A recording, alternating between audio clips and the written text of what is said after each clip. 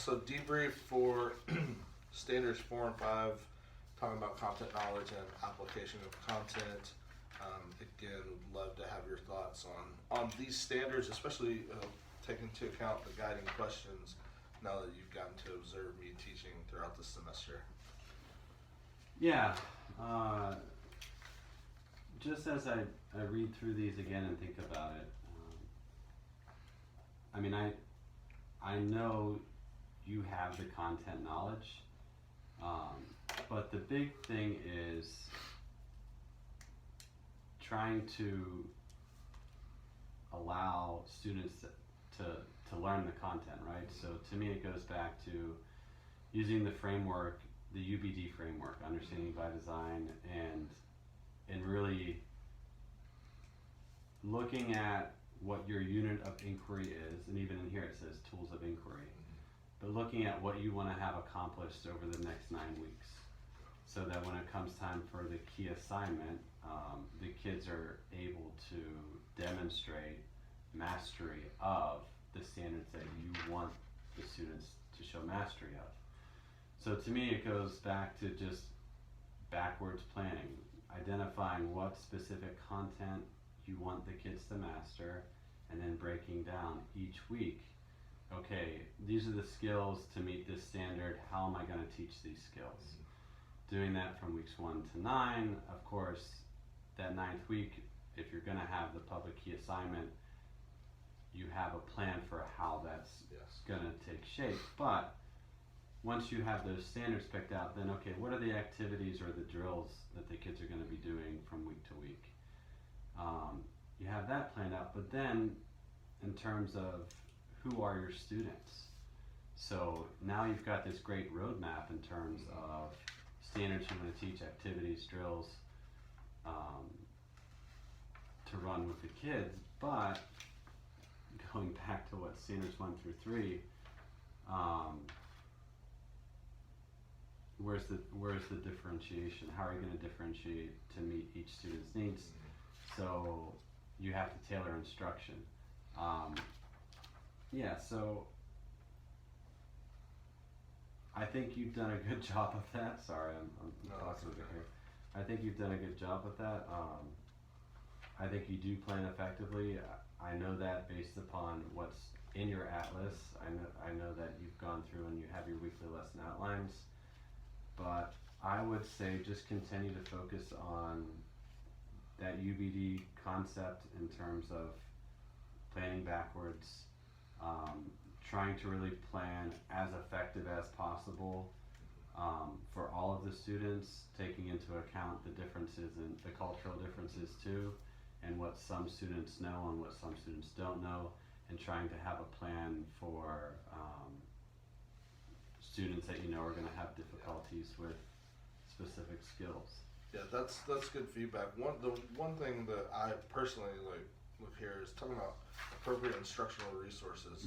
So I would say, in my experience, and all the PE teachers, coaches I know, that most PE or sports lessons, whether it's team practices are all inquiry based and project based. You could argue that, but I think if you polled most PE teachers or coaches, obviously those that are teachers that can speak the language and know the routine can do it, but a lot of them would be like, what do you mean inquiry? So I have noticed that there is a lack of good resources outside the IB world.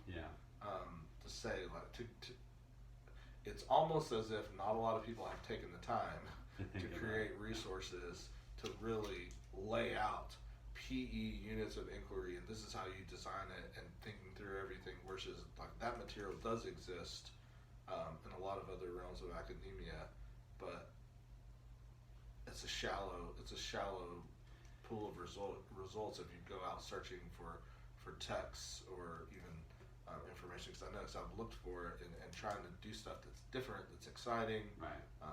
There isn't a whole lot out there. People are more focused, and understandably so, on building foundational skills, coordination, agility, strength.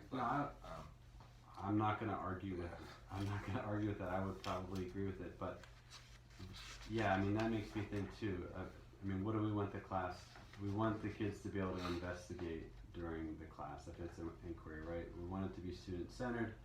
We want the students to have plenty of application time. We want you to be the facilitator of instruction throughout that lesson. And then on top of it, right, we're talking about content knowledge. I'm thinking whole school-wide, right? So writing across the curriculum as well, where are opportunities to include that throughout the whole unit. Specific vocabulary that is important for the different units as well. How can we incorporate that into the daily lesson, even if it's 5 words, it's 5 keywords for the sport of rugby, 5 keywords for the sport of basketball, whatever is necessary. Trying to plan that as well. The application of the content, like you said, in Standard 5, I mean, yeah, I think I would hope in most PE lessons, the students are having plenty of time to apply the basic or specific skills that are being modeled to them for whatever sport you are teaching. Are you able to develop lessons that are related to real world problems? I circled real world problems. What are the real world problems that you can make relevant to the students? That to me would be something that, you probably have to really think about, depending on what unit you're in. Well, yeah, and even just today with table tennis, it's explained why are we doing this.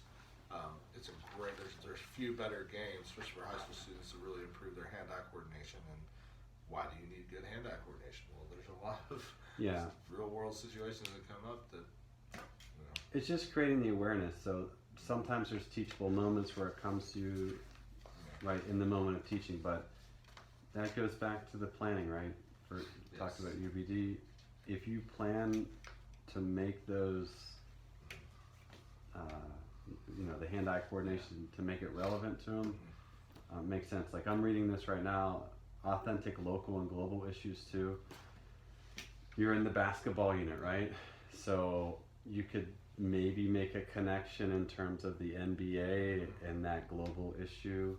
But it just goes back to planning. How are you going to make time to ensure that students have appropriate times for application in the lessons? All right. I think that's good. Thank you very much. You're welcome.